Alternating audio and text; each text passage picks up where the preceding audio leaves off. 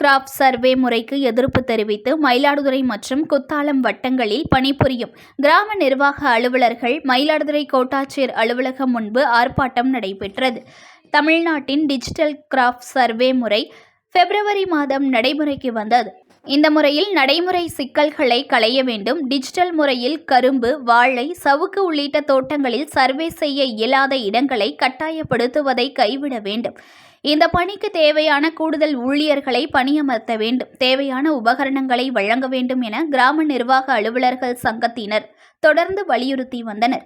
இக்கோரிக்கைகளை நிறைவேற்றி தரப்படாததை அடுத்து digital crop survey முறையை ஆகஸ்ட் 19ஆம் தேதியுடன் கிராம நிர்வாக அலுவலர்கள் நிறுத்தினர்.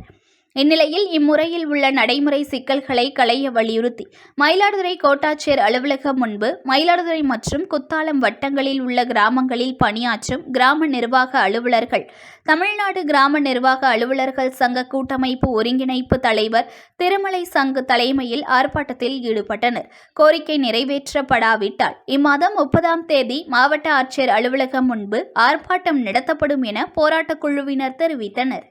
நியூஸ்1 தமிழை லைக் பண்ணுங்க, கமெண்ட் பண்ணுங்க, ஷேர் பண்ணுங்க, மறக்காம சப்ஸ்கிரைப் பண்ணுங்க.